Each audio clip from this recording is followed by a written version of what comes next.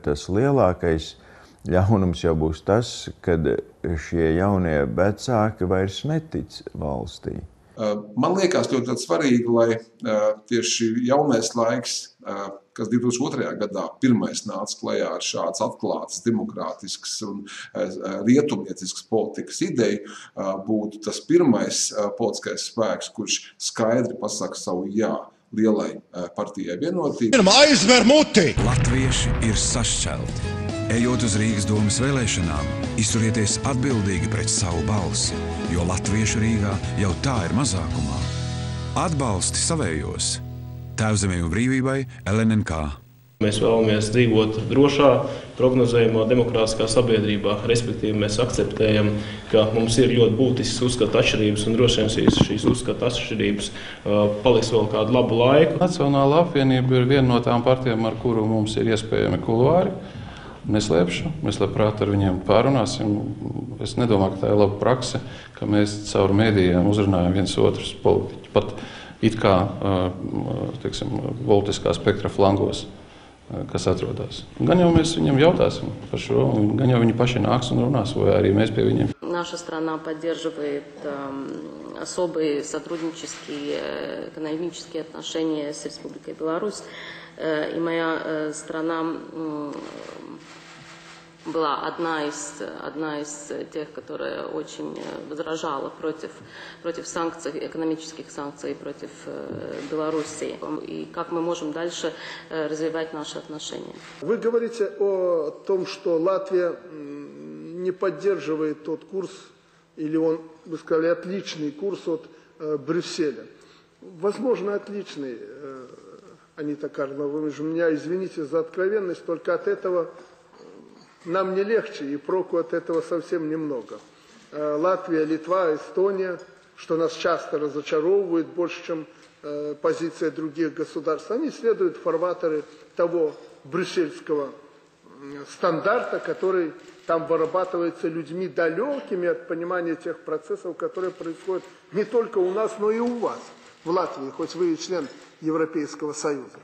Поэтому я с вами согласен, что, видимо, Латвию отличает эта позиция, но результат один, и Латвия всегда голосует за те санкции, по которым вы только что выразились, направленных против Беларуси, а в большой степени направлены и против Латвии, потому что у нас с вами огромное экономическое сотрудничество. Я абсолютно честно скажу, как я это понимаю. Вы с нами выстроите отношения только тогда, когда здесь не будет, во-первых, Лукашенко, когда здесь будет изменен политический строй, и когда здесь будет все отдано на распродажу, ну, желательно Западу. Es uzskatu, ka vēl joprojām ir daudz aktualitātes saistībā ar Baltkrieviju, piemēram, vismaz 22 ieslodzītie tiek turēti kā politi ieslodzītie. Starptautiskie diplomāti nevar viņiem piekļūt klāt, kā vakar atzina Latvijas vēstnieks Baltkrievijā. Es ceru, es paļaujos, ka Latvijas Republikas Saeima ieņems konsekventu pozīciju attiecībā uz savu kaimiņu valsti. Bet jūsuprāt, tas neskaras mūsu ekonomiskas intereses? Jautājums, ko mēs stādam augstāk, vai ekonomiskās intereses vai vērtības, un, manuprāt, vērtības šajā ziņā ir būtiskākas. Kāpēc tik ātri, kāpēc tik slepeni? Redziet, slepeni, kā lai saka, sarunas ar kreditoriem, biznesa plānu sastādīšana, viņas tradicionāli notiek tādā formātā. Viens ļoti nopietns risks, kādā gadījumā mums varbūt nāksies grozīt savu biznesa plānu, ir gadījumā, ja mums būs Satversmes tiesas spriedums pensiju lietā, kas būtiski noslogos valsts budžetu. Visu to labāko. Šeit ir tā programma, un es varu tādu par nodokļiem. To, ko, man liekas, visas partijas, apmēram tādā ziņā visas partijas runā par nodokļiem, par budžetu, par nodokļiem, par...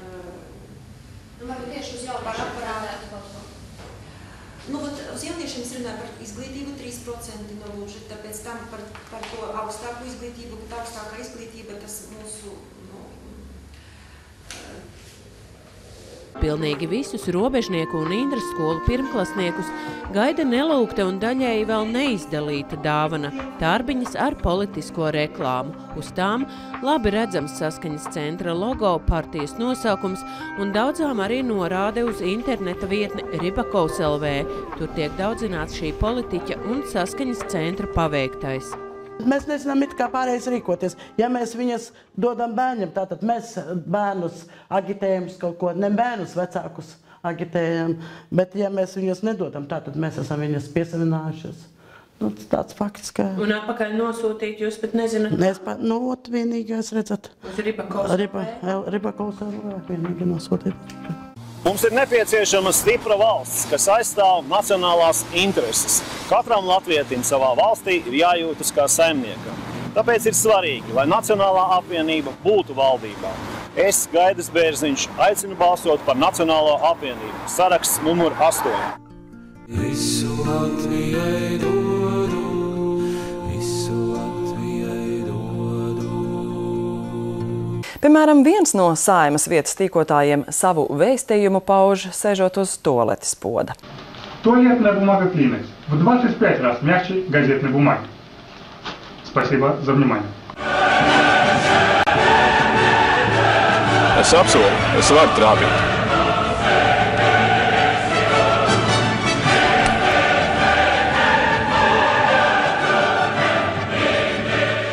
Мы голосуем за Митрофана! Сделай ты правильный выбор! Priekšvēlēšanu saukļi tiek rīmēti hip-hop ritmos. Redzams, ka daži kandidāti tevi vai pašrocīgi izveidojuši savus video, par ko liecina to zemā kvalitāte. Gandrīz katrai partijai ir savs profils sociālajā tīklā Twitter. Jo tuvāk vēlēšanas, jo biežāk deputāta amata kandidāti par sevi atgādina arī pārējos interneta kanālos. Tiesa vērojot videoklipu popularitāti, redzams, ka daži klipi apskatīti tikai dažus desmitus, dažus simtus, bet reti kurš 1000 reižu un biežāk. Šī izšķiršanās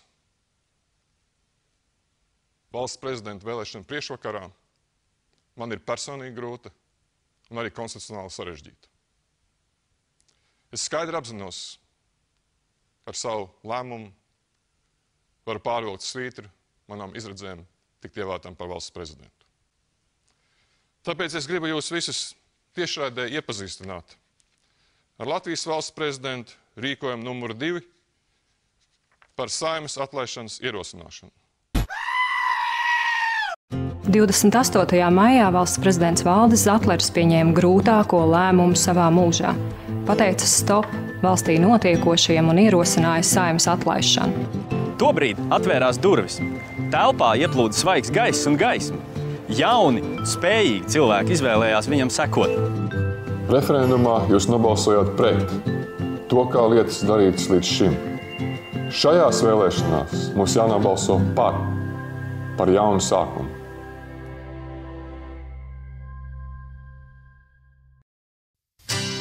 Ir cilvēki, kas runā par reformām, un ir tie, kas reformas īsteno. Reiz Šlesers reformēja aviāciju un pavēra iespējas ceļot tik vienam, vai turisma politiku, un nu Rīga ir pilna ar viesiem. Bērnu pabalstus Šlesers reformēja par māmiņu algām. 10 reformu, 1000 darba vietu, 100 miljonu valsts budžetā. Mēs pat nesaucam tās par reformām. Tā ir smagā darbā panākta attīstība. Protams, tos, kas dara, var kritizēt. Var saukt par buldozeriem, oligarhiem vai vienkārši trakiem. Var viņu vietā ielikt runātājus un brīnīties, kādēļ gan valsts iet uz leju. Kādēļ aug nodokļu cenas un bezdarbs, bet algas sarūk. Šodien pati dzīve visu nolikusi savās vietās. Cilvēkiem pietiek eksperimentu. Valstī vajag līderi ar skaidru vīziju, spēcīgu komandu un milzu darba spējām. Un Latvija atkal būs plaukstoša un stipra. Šlesera reformu partija. Latvija uzplauks. 5. saraksts. Labdien! Cilvēki bieži interesējas par manu darbu Eiropas parlamentā, par iespējām ietekmēt lēmumus Latvijas interesēs. Ja arī jūs vēlaties uzzināt vairāk, labprāt pastāstīšu. Kontaktinformāciju atrodam manā mājaslapā www.inesevaidere.lv. Aizver muti!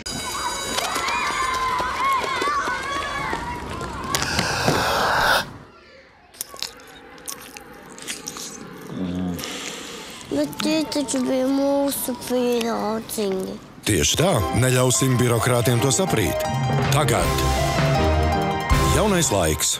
Saņēmām no Eiropas centrālās bankas uzstādījumu, ka Latvijas bankas atalgojuma iekļaušana vienotajā atalgojuma kolēģi arī sistēmā. uzskata, ka viņš ir pelnījis daudz, bet jūs neko nevarat darīt. Tātad es vēlreiz atkārtoju. Latvijas bankas atalgojumu nosaka pati Latvijas banka. Un tā ir arī nostāja, kuru atbalsta Eiropas centrālā banka, jo uzskata, ja valdība var koriģēt Latvijas bankas atalgojumu, ka tādā gadījumā tas ietekmē Latvijas bankas neatkarību.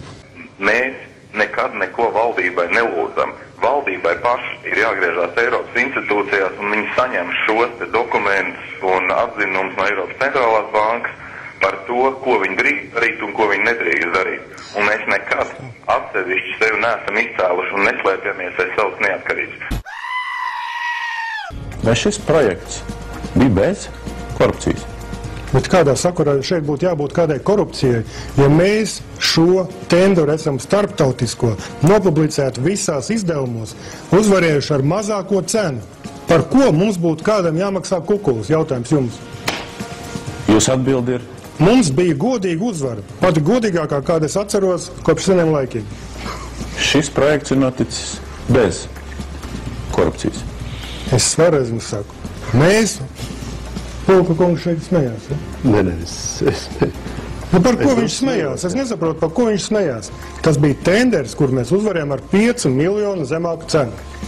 Bez? Bez kukuļiem.